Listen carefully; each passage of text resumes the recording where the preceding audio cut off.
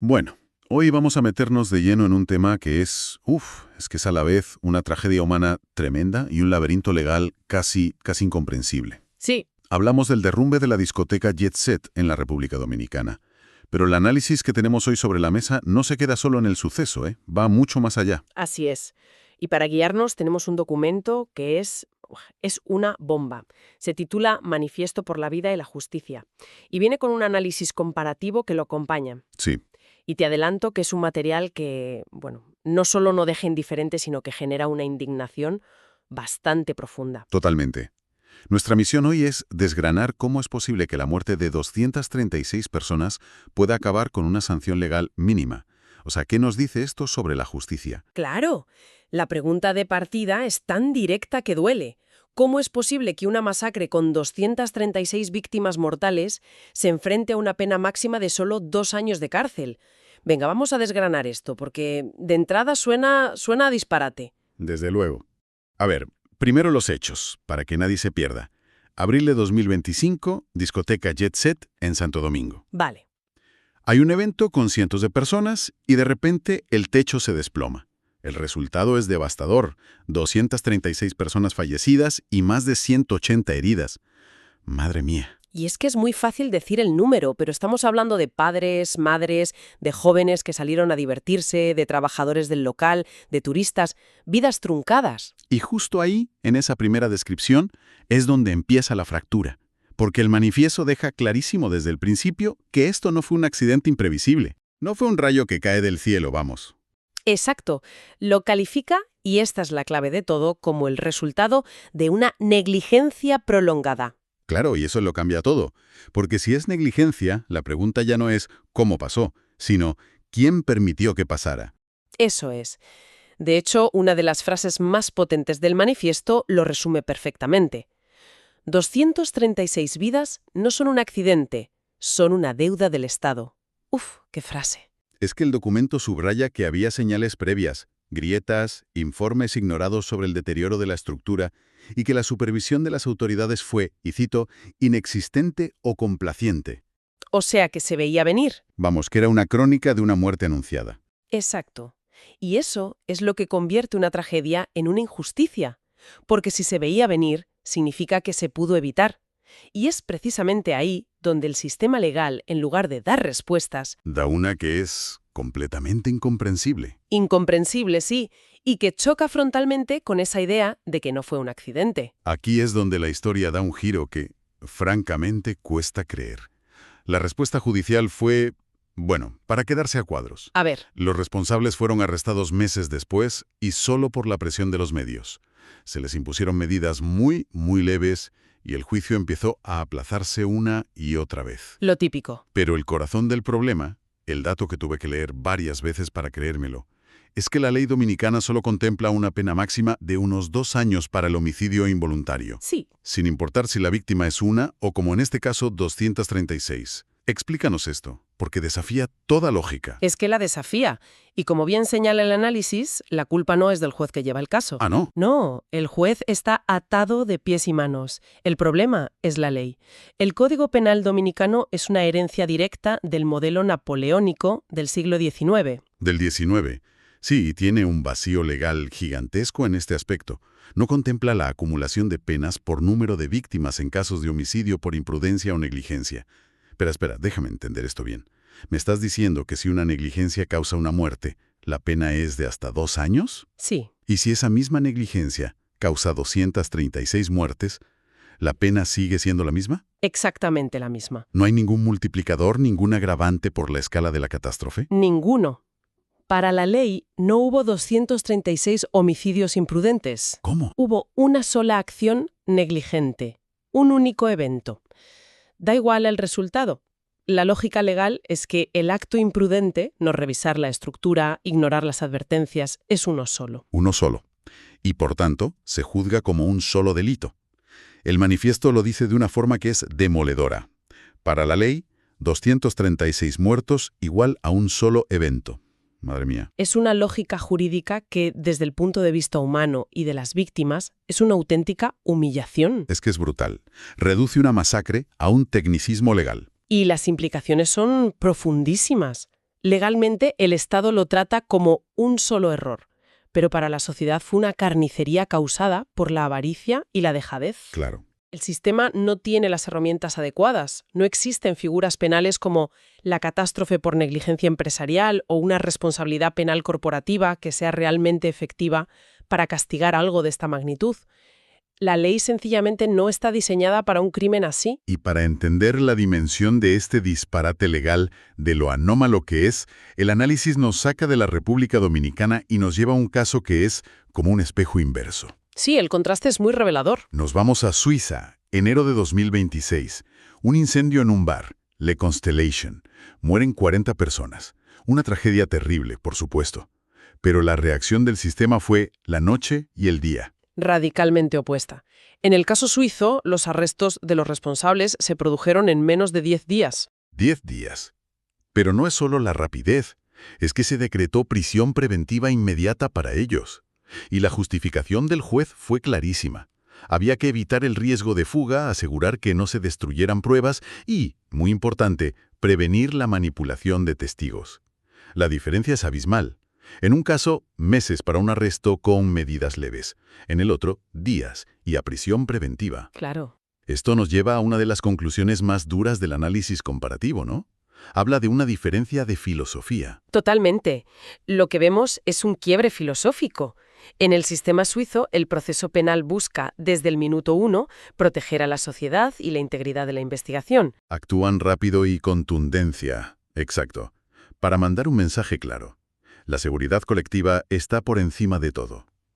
En cambio, la percepción que transmite el manifiesto sobre el caso dominicano es que el proceso parece diseñado para proteger al imputado, sobre todo si tiene poder. Sobre todo si tiene poder económico o influencias, sí.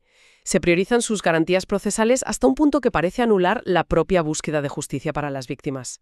Y no solo la rapidez, también es cómo se define el crimen. En Jet Set, como decías, se habla de un único delito: homicidio involuntario. Y en Suiza, con 40 víctimas, ahí está la otra gran diferencia conceptual. La Fiscalía suiza no lo trató como un solo delito, sino como un crimen complejo. Una suma de cosas. Eso es, una suma de varias negligencias que juntas crean un delito mucho mayor. Los cargos fueron homicidio por negligencia grave, lesiones múltiples, incendio negligente y además violación de normativas administrativas de seguridad. O sea que cada fallo suma. Cada salida de emergencia bloqueada, cada extintor caducado, cada norma ignorada, no se diluye, sino que se suma para agravar el crimen. Mientras que en el caso dominicano, todas esas omisiones, la falta de supervisión, el deterioro previo, las advertencias, todo eso se diluye y se mete en un único expediente por un solo evento. Increíble. Es increíble. Precisamente.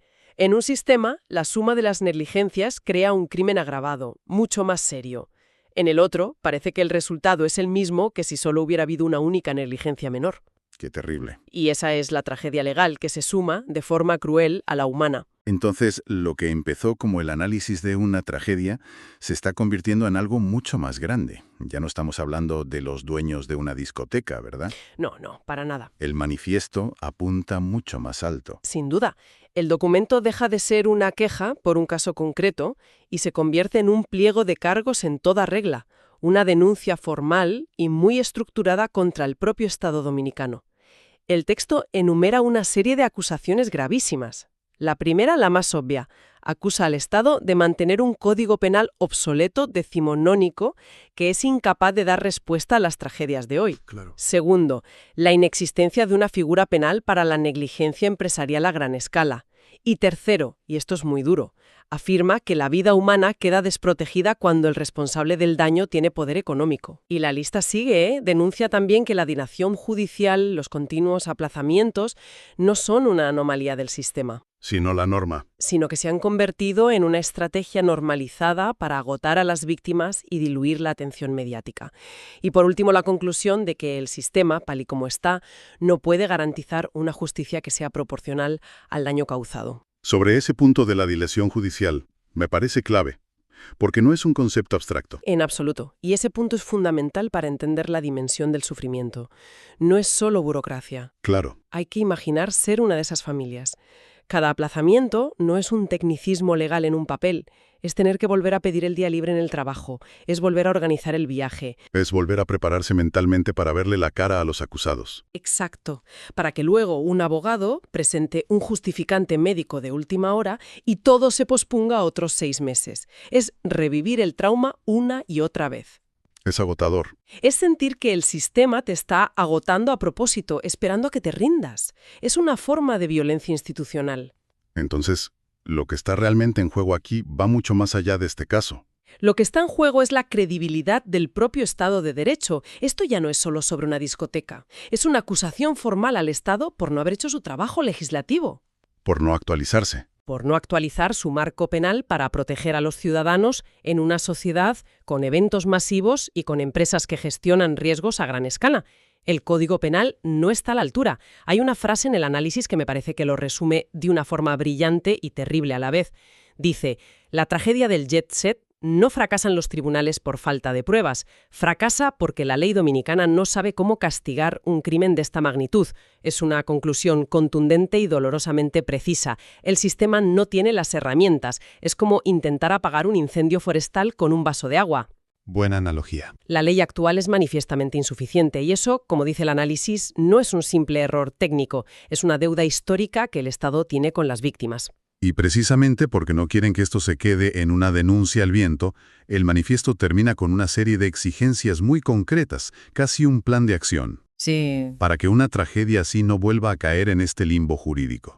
Lo primero que piden, lógicamente, es una reforma inmediata del Código Penal. Es el punto de partida indispensable. Solicitan que se incluya la acumulación de penas por número de víctimas, que se cree la figura de catástrofe por negligencia. Y algo muy importante. Y muy importante, que se establezca una responsabilidad penal empresarial que sea real y efectiva, no meramente simbólica. Que las empresas, como entes jurídicos, también puedan sentarse en el banquillo. También exigen que el caso Jet Set se reclasifique usando figuras agravadas, aunque sea forzando la interpretación de la ley actual. Que se ponga fin a las tácticas dilatorias en los juzgados. Y, esto es interesante, piden observación internacional del proceso. Para garantizar un mínimo de transparencia, claro. Exacto. Y por supuesto, un plan de memoria y reparación digna para las 236 víctimas y sus familias. Son exigencias que no solo buscan justicia para este caso, sino sentar un precedente para que nunca más se pueda argumentar que la ley no permite hacer justicia. Buscan cambiar las herramientas para el futuro. El manifiesto cierra con una advertencia final que es francamente escalofriante. Dice así: un país que normaliza la muerte por negligencia es un país que educa a sus empresarios a no prevenir y a sus ciudadanos a resignarse. Uf. El silencio institucional también mata. Esa frase es demoledora, porque sugiere que la negligencia no terminó el día del derrumbe, continúa en cada día de silencio, en cada aplazamiento del juicio, en cada titular que se olvida del tema. Y es que, al final, la comparación de estos dos casos, el de la República Dominicana y el de Suiza, revela una verdad profundamente incómoda. Sí. Nos muestra cómo el valor de la vida humana, que moralmente consideramos absoluto e igual para todos, puede ser tratado de formas radicalmente distintas por los sistemas legales. Claro. No es una cuestión de que una vida valga más que otra, en términos morales, sino de que las herramientas jurídicas y la voluntad política para protegerla son dramáticamente diferentes de un lugar a otro. Sin duda. Y creo que la reflexión final que propone el propio documento es la que mejor resume el fondo de todo este asunto. Dice que este manifiesto no es contra una discoteca, sino contra un sistema. Exacto. No es contra una familia de empresarios, sino contra una ley injusta. Y esto nos deja con una pregunta importante para reflexionar. Si una ley no está diseñada para hacer justicia ante la pérdida de cientos de vidas por negligencia, ¿a quién o a qué está protegiendo realmente esa ley?